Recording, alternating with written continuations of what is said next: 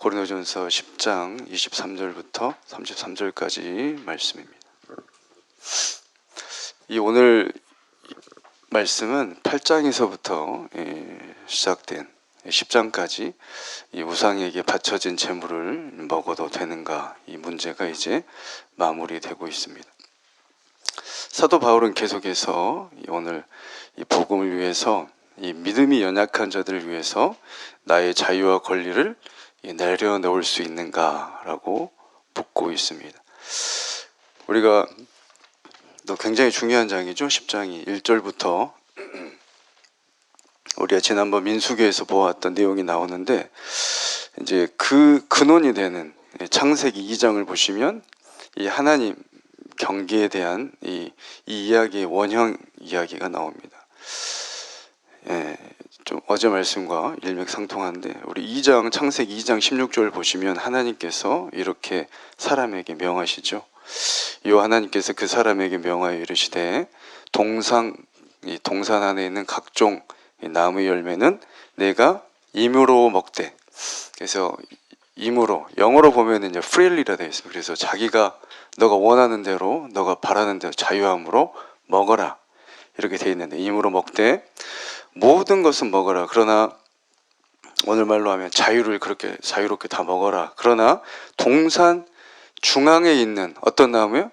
선악을 알게 한 나무는 절대로 먹지 마라. 그러니까 하나님께서는 선을, 어제 이 제목이 이스라엘에게 보여준 경계 아니면 경계를 확실히 해 놓으셨다는 거죠.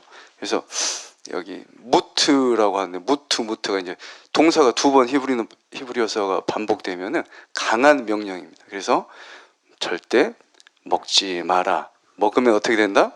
정녕 죽으리라 했다는 것이죠. 그래서 우리가 아담처럼 하나님을 알고 교제하고 예배를 드리고 함께 했는데도 불구하고 내 자유와 하나님이 주신 그 권리, 이게 내 마음이 하나님 마음보다, 하나님 법보다 더 커지고 앞서가다 보면은 결말이 어떻게 됩니까?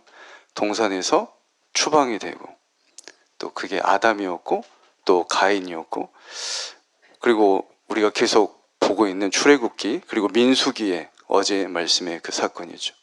그래서 하나님께서는 하라, 그리고 하지 마라, 경계를 어때요? 확실히 보여주셨다는 거죠. 그게 이제 출애굽기, 민수기에서 보면 하나님께서 또 말씀을, 율법을 주시는 거고. 그래서 근데 이제 오늘 23절부터는 하나님의 이 경계 안에 있는 것, 이제 하나님께서 허락하신 것들 우리가 가하다고 했을 때, 우리는 자유하지만 나의 자유를 이 누림이 다른 사람, 나는 자유롭다고 내가 원하는 대로 하지만 이 자유가 어떤 사람에게는 걸림돌이 될 수 있다는 것입니다. 그래서 그 자유가 제약받아야 될 때가 있다, 그 부분에 대해서 이야기를 하고 있습니다. 그래서 성령의, 여러분 읽기 잘 하시는 성령의 9가지 열매 중에서 마지막 제일 중요한 게 무엇입니까? 절제죠. 여러 가지 성령의 열매가 있는 가장 중요한 게 마지막 셀프 컨트롤, 이게 자신을 컨트롤하는 것, 절제라는 것이죠. 그래서 우리는 이 예수 그리스도로 말미암아 죄와 사망의 법에서 해방되었고 율법의 저주에서 자유케 된 줄 믿습니다. 바로 이 사도 바울이 그 중요한 서신에서 굉장히 강조한 복음입니다. 그러나 여기서 사도 바울은 그것이 신앙의 전부가 아니다, 그게 끝이 아니다고 말을 하고 있어요. 더 깊은 데로 들어가야 되고, 그게 바로 성숙에 이르도록 지금 고린도 교인들에게 훈계하고 또 위로로 권면하고 있는 것입니다. 그렇다면 우리는 이 자유를 어떻게 사용해야 되는가, 이것이 바로 오늘 고린도 교회의 문제였고 지금 우리 신앙생활에도 동일한 문제라는 것이죠. 그 당시에 이 고린도 교회, 이 로마에 있는 굉장히 그 나라에 있는 큰 도시였죠. 그래서 이 고린도에 생산되는 모든 고기는 우선은 어디로 갑니까? 우상 제물의 대부분 바쳐지고 그 다음으로 이 시장에서 유통이 되었던 거예요. 그래서 초대교인들에게는 이 시장에서 파는 이 고기 먹어도 되나? 이게 우상에 바쳐진 고기면 그래서 불신자 친구의 초대를 받았는데 지금 내가 가야 되나, 어떻게 해야 되나, 뭘 먹어야 되나, 그렇게 그 사람들 입장에서는 그게 굉장히 생활과 밀접한 일이었습니다. 먹고 사는 문제였기 때문에. 근데 이게 어떻게 보면 2000년 전의 문제만은 아니죠. 오늘날 우리에게도 동일한 이유가 형식만 다를 뿐이지, 뭐 오늘도 아이들 같은 경우에는 무슨 영화를 볼까, 어떤 채널을 선택해서 내가 무엇을 봐야 될까, 그리고 뭐 라디오를 들어도 기독교 방송이지만 광고도 나오고 뉴스도 나오는 걸 들어야 되나, 아니면 순수한 복음의 그런 라디오를 내가 들어야 될 것인가. 그리고 이 사업을 하면은 나의 신앙생활에 이게 직접적인 영향을 받을 것인데 이 일을 내가, 이 계약을 내가 해야 되는가.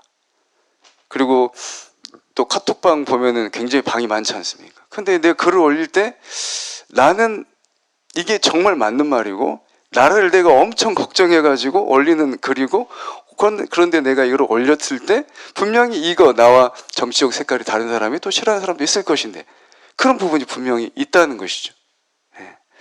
그래서 나의 인간관계, 또 인간생활, 신앙생활을 할 때도 이 사람하고 하면 너무 좋은데, 인간적으로는 좋은데 신앙생활에서는 마이너스가 돼서 이 사람하고 계속 교제를 이어나가야 되나, 그런 일들이 우리에게도 있다는 것이죠. 그래서 이러한 상황에서 사도 바울은 이 디테일한 이 원칙을 오늘 23절부터 말을 하고 있죠. 우리 23절 말씀 우리 다 같이 읽도록 하겠습니다. 시작. 모든 것이 가하나 모든 것이 유익한 것은 아니요 모든 것이 가하나 모든 것이 덕을 세우는 것은 아니니. 아멘. 이 모든 것이 가하다는 이 말은 그 당시 로마에서 자주 쓰는 말이었습니다. 왜 그랬냐면 이 그리스, 특히 이제 고린도는 그리스에 있었으니까 그리스 시민들은 굉장히 2000년 전이었지만 지금 우리 민주주의 사회를 사는 것처럼 굉장히 자유가 발달되어 있었어요. 자유 시민이라는 것이 그들에게는 굉장히 큰 자부심이었단 말이에요. 그래서 모든 것이 가하다.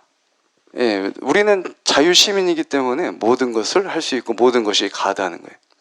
자유롭다는 거예요.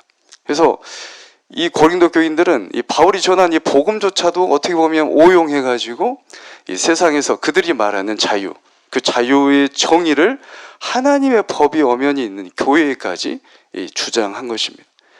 그래서 출애굽기 보면은 430년 동안 노예살이 하죠. 그리고 거의 430년이 어마어마한 거죠. 우리는 일제시대 30몇 년도 굉장히 길다고 얘기하는데 무려 430년 동안 노예살이하고 그 노예 근성에 어떻게 보면 찌들어 있는 거죠. 430년이니까.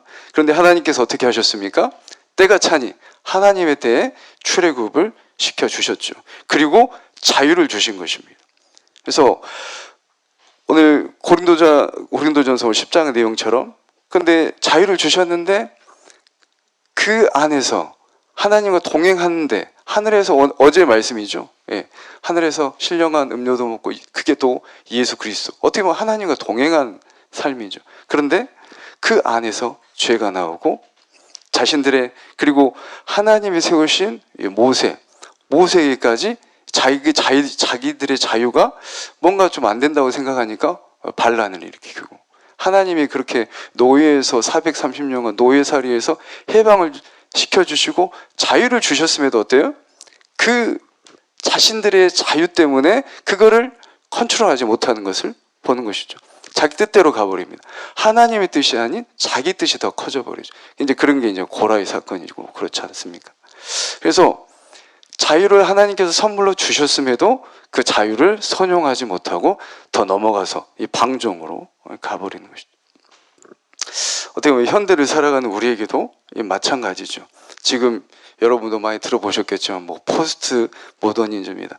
절대 진리가 없는 거예요. 우리는 어떻습니까? 말씀이 절대 우리에겐 진리인 줄 믿습니다. 절대 진리. 하나님께서 하라 하지 마라 분명하게 선이 있다는 거예요. 그게 우리를 위한 거란 말이죠. 믿으십니까? 우리가 생명을 얻고 참 삶을 살라는 거예요. 그런데 이 세상은 지금 절대 선이 없다고 하는 거예요. 자기가 절대 선이고 진리라고 선언하는 게 지금 이 시대인 거죠. 그래서 지금 모토가 뭐냐면 포스트 모더니즘은 내가 진리라는 거예요. 그래서 내가 원하는 것을 해야 되는 게 진리라는 거예요. 그러니까 혼돈의 시대인 것이죠. 누구도 나를 판단할 수가 없다. 예, 우리는 하나님의 법이 있지만 그들에게는 내 자신이 법이기 때문에 누구도 나를 감히 판단할 수가 없다. 이것이 오늘날의 외침이죠. 그래서 뭐 군대나 학교나 그게 인권이나 모든 것을 인정 많이 너무 해주기 때문에 핸드폰이 수업 시간에도 막 울리고 여러 가지 일들이 많았지 않습니까? 그래서 요즘 보니까 어때요? 학생 인권 너무 문제다 보니까 이제 핸드폰을 다시 학교에서 다시 압수하는, 가지고 있는 그런 것이죠. 그래서 그 아이들이 성인이 아직 마땅히 존중받아야 되지만 인간으로서, 그러나 그들이 아직은 성인이 아닌 것이죠. 말 그대로 성인이 안 되었다는 미성년자다. 말 그대로 성숙하지 못하였다. 그래서 교실에서도 질서가 필요한 것이죠. 그게 사라지다 보니까 요즘 어때요? 선생님들이 굉장히 힘들고 막 여러 일들이 있지 않습니까? 그래서 이 모든 것, 그래서 우리가 권위도 마찬가지로 하나님께서 우리에게 주신 건데 질서도 하나님께서 주신 거죠. 근데 그 권위주의는 막 권위로 찍어 누르는 권위주의는 나쁜 것이지만 권위도 누가 주신 거예요? 하나님이 주신 겁니다. 모든 질서가 있는 것이고, 그래서 우리가 하나님을 높이고 모든 일들에 질서가 있는 것이죠. 그래서 인권도 굉장히 중요하죠. 이 포스트 모더니즘이 강조하는 인권도 굉장히 중요하지만 그 인권 자체, 인간의 권리도 누가 주셨다고요? 하나님께서 주셨어요.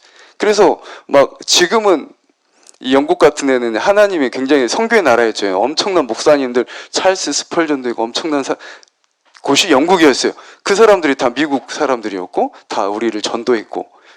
그런데 지금은 누가 신이 되었습니까? 영국 같은 경우에 하나님이 한 50년 전에 사라져 버렸어요. 그리고 축구가 신이에요. 거기는 정말 축구가 신이에요. 하나님을 막 주일날에 그렇게 막 경배하고 막 환호하고 찬양했던 그게 어디로 가버렸어요?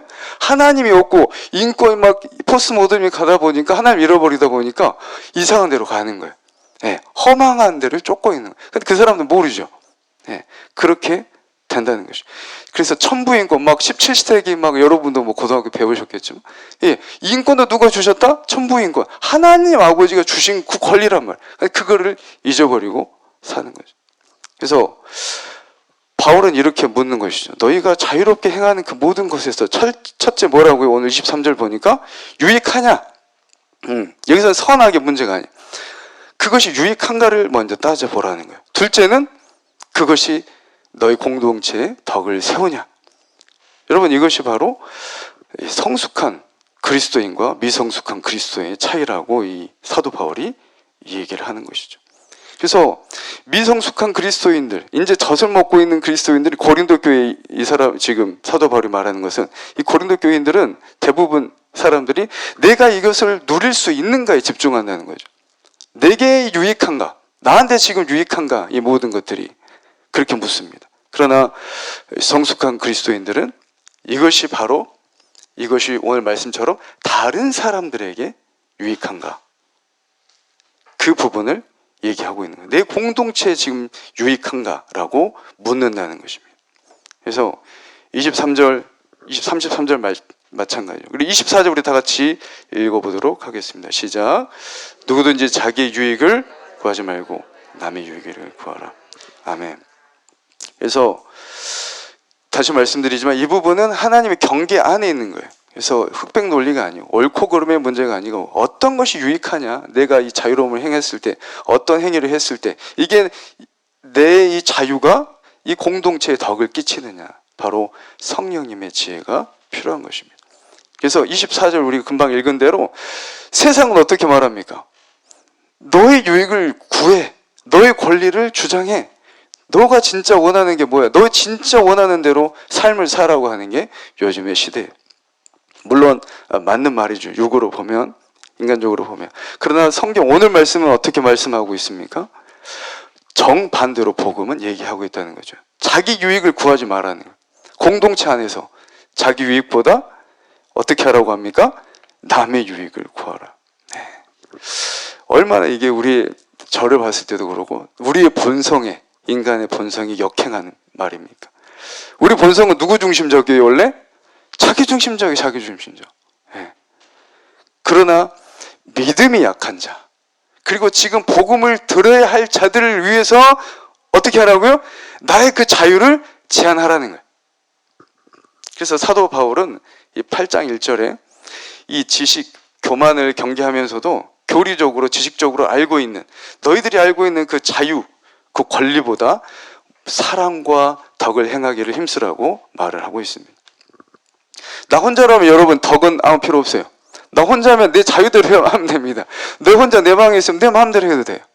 그러나 지금 말하는 것 다 뭡니까? 덕이라는 것 바로 사람이 있어야 덕이 필요한 거거든요. 그래서 너희의 자유가 믿음이 약한 자들에게 시험거리가 된다면 안 된다. 곧 나의 유익이 아닌 남의 유익, 바로 덕을 끼치고, 그 덕의 뿌리는 우리 8장 1절 보면은 사랑이라는 거예요. 그래서 8장 1절 보면 지식은 우리를 교만하게 하지만 사랑이 바로 이 덕을 세운다라고 8장 1절에서 사도 바울은 말을 하고 있습니다. 그래서 덕을 끼치고, 결국은 이웃 사랑의 모습이, 그 덕이 어디서 온다고요? 뿌리는 사랑이라고. 사랑이 덕을 세운다고 말을 하고 있어요. 그래서 사랑이 그렇게 중요하기 때문에 이렇게 언급하다가 결국 어디로 갑니까? 고린도전서에 우리가 가장 잘 알고 있는 13장 사랑장으로 가는 거죠. 그래서 우리가 25절부터 30절까지 사도 바울은 아주 디테일하게 이 앞에 8장부터 말하고 있는 그 주제들을 적용하는 예시를 지금 들고 있는 것입니다. 그래서 25절부터 26절 우리 한번 읽어보도록 하겠습니다. 시작.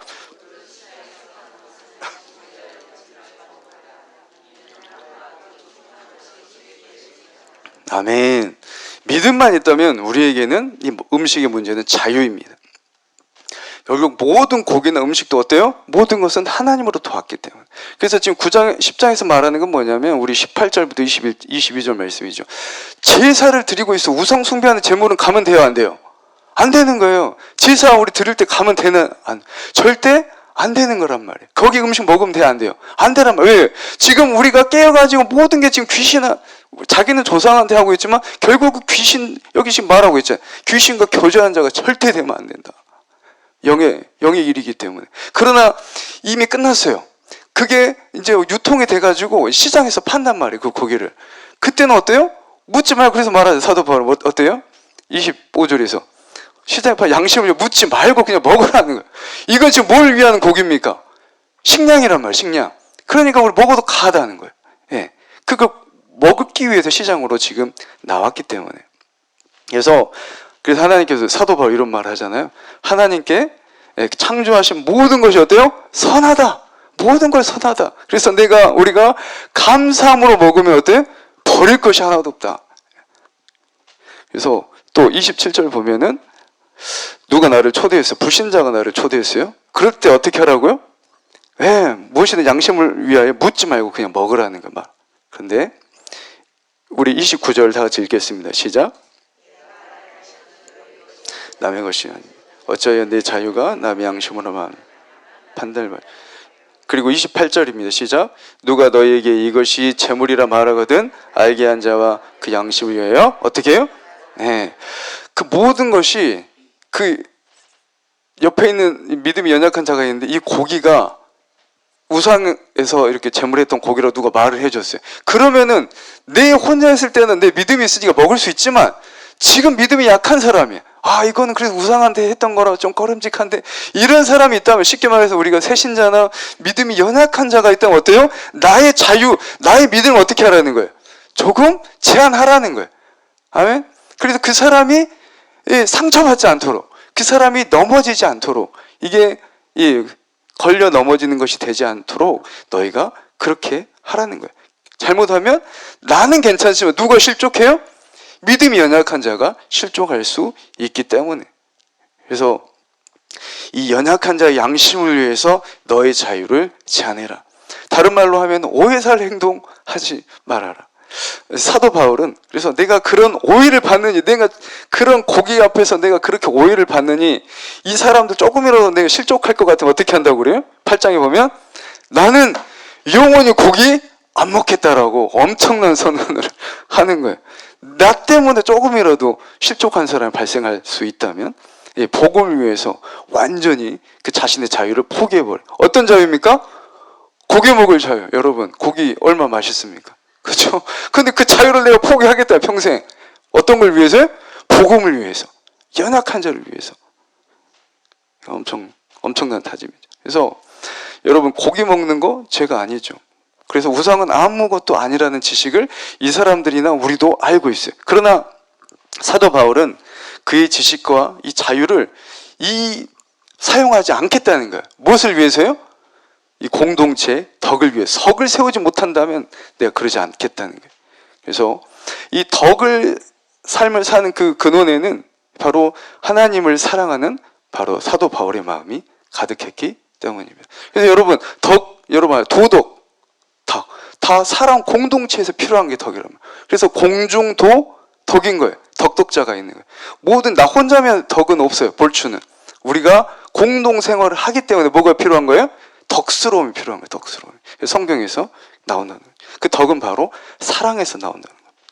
그래서 이게 사랑의 본질이라고 고린도전서 13장에 우리 사도 바울은 또 계속 얘기하고 있죠. 사랑은 뭐다? 나의 자신의 권리를 주장하지 않는 거다. 사랑은 누구 유익을 꾀요? 자신의 유익을 꾀지 않고 남의 유익을 꾀한다. 사랑은 어때요? 나를 높이고 세우는 게 아니고 어떻게 합니까?